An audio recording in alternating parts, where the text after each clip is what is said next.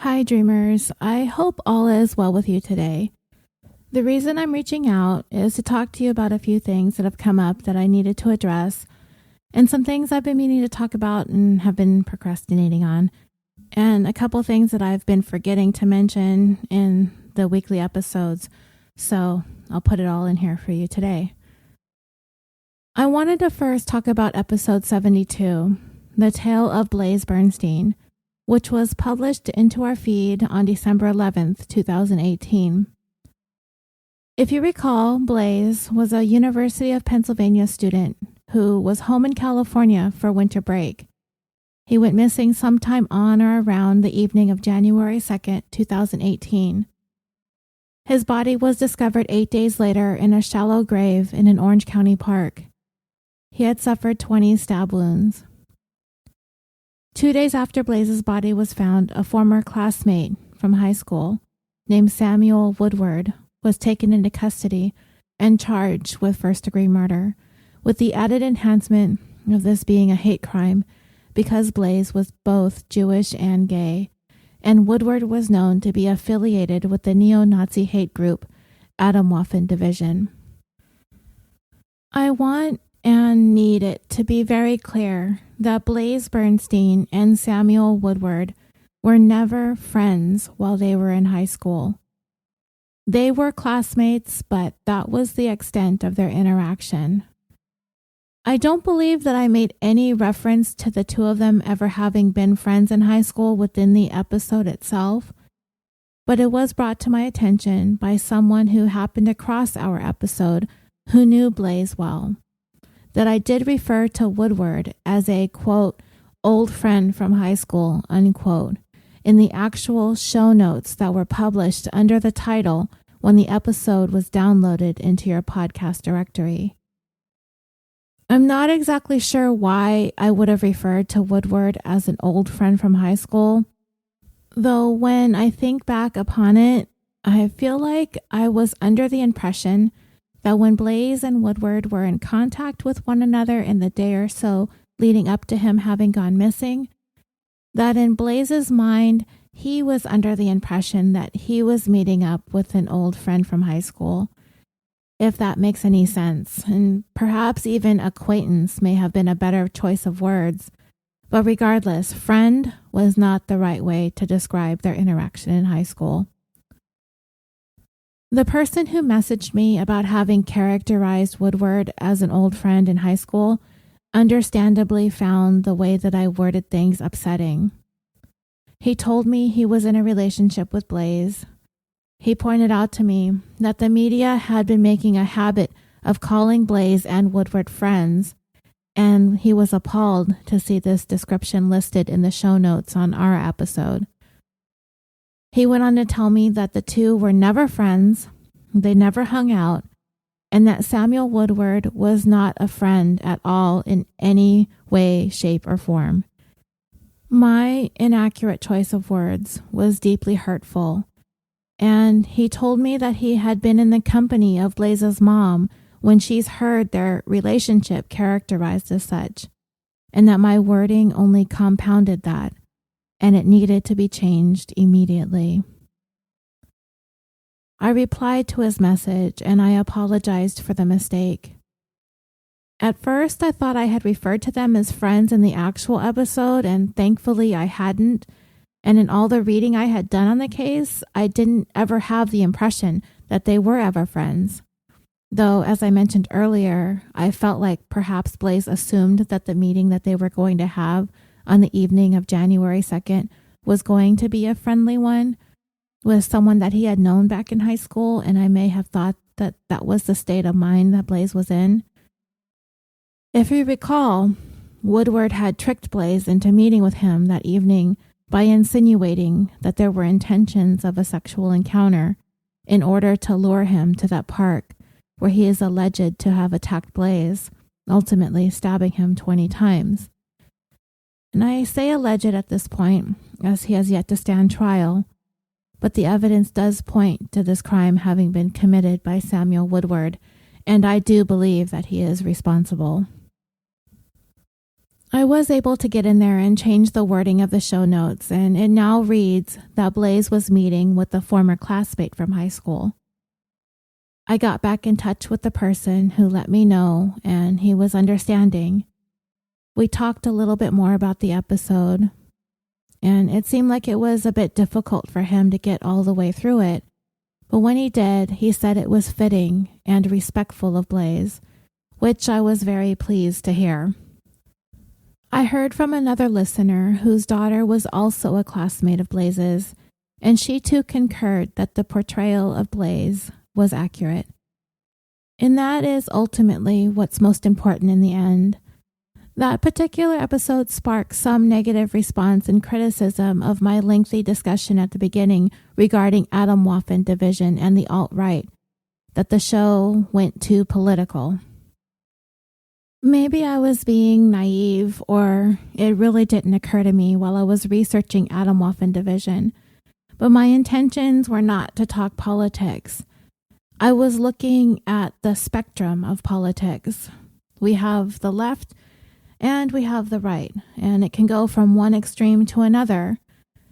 Both sides have a range from middle of the road to far left and far right, and I was attempting to put Atomwaffen in perspective as not only being an extremist group, but also a hate group, a terrorist group, and a group that exists on the fringes, to the point where I would even go so far as to say I wouldn't even consider them to be a political group. And that's kind of sort of where my mind was when I was discussing it. They are terrorists. And that being said, if you felt like things got too political, I apologize for that as well. We've always made sure that we've stayed out of that topic of discussion as much as possible. And to be quite honest, I am seriously like the last person who wants or needs to talk about politics. I don't like talking about it. I don't like reading about it. It just makes me really, really sad and annoyed, and it hurts my head, and I don't like it. On occasion, some things may get woven into a crime where it may become a detail of the case. Then we might touch on it, like we did with Atomwaffen. Otherwise, no politics to see here, just murder and mayhem. So, back to Blaze. Just to be clear, the person who messaged me about him, he told me that he was his boyfriend, and he told me that Blaze's parents referred to him as such. Though he and Blaze did have an on-again, off-again relationship, and at the time Blaze had been communicating with Woodward, ultimately going out that night to meet up with him, it was important to him for us to understand that they were, at the time, off, and Blaze was uncommitted and free to see others if he chose. And one last thing, I pronounced Blaze's sister's name wrong. I think I said Bo when it's actually pronounced Bowie. And speaking of mispronunciations, I was also informed that I mispronounced Ennis Cosby's name throughout the entire episode. I was told it was Ennis, and I was saying Enos. And just a heads up, I'm researching a case for next week, and I think it will be next week if all goes well. It's kind of a long story, so I hope to have it done in time. And there are like 100 names in the story, and all of them are different with all kinds of pronunciations, and those are going to be all over the place. When I copy and pasted the names into my notes into a Word document, every single one of them was underlined with a red squiggly line that everything was misspelled, which for me doesn't mean misspellings. It means mispronunciations is probably going to be a thing. Anyway, I would like to say thank you for all of the feedback that we received on that episode on Ennis. Though many of you recalled his murder back when it happened, it seemed as though just as many had never heard of it before, and I think all of you who mentioned it, that his story had not been featured previously on a podcast, which is always nice to hear too. I don't mind covering cases that have been told on other podcasts, mainly because our show is not only designed to feature California crime, but we try to cover a variety of cases, well known and not so well known. And it's also meant to be something that's easy and relaxing and perhaps even to fall asleep to. So subject matter in that case is really inconsequential. I also want to thank those of you who took the time to go onto iTunes and leave the podcast version of A Sickness in Time a nice review, and also for the wonderful feedback that you've been giving the book and the narration of it. It's being released chapter by chapter weekly and can be found on your favorite podcast directory. And if you enjoy the book, the first 30 listeners who are able to sign into iTunes and leave a nice rating and review can screenshot your review and email it to mfthomasauthor@icloud.com, and you will receive an autographed copy of the book. If you need to get that email address again, I did put it in the show notes of episode 85, and I will keep it in the show notes for the next few episodes, including this that you're listening to now. And the last thing I wanted to quickly talk about was the response that I received regarding episode 85, the tale of the lady in the water. Well, nobody has actually messaged me about the actual crime itself, but rather the beginning. Sometimes I use the beginning to lead into a story if I can. In the early episodes, I used to ramble on more than I do now. I try to get straight to the point quickly. I try to relate the case to something that goes on with me or with other cases that we've heard that are more well known, that might be similar to the subject matter. And this time, we had a case that delved into a troubled relationship between mother and daughter. And it was something I related to, and several women listening related to also. While the subject of our case took things way too far, and obviously none of us who have difficult relationships with our moms have that option, we somehow have to figure out a way to live with this reality that our moms are just going to be a difficult aspect of our lives. Some of you said that you don't speak to your moms anymore, and I totally get wanting to be in that place. Though things are kind of okay for the time being with me, I still haven't forgotten how liberating it was to not have to deal with her every single day.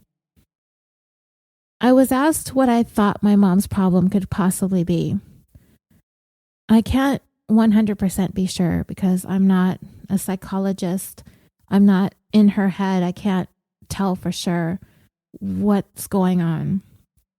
My mom is one of those types of people who sees herself as like the perfect human being.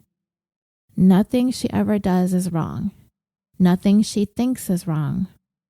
And she chooses to isolate herself from people almost completely because everybody else is beneath her. And the measure of who you are as a person is directly correlated to your material assets and your net worth.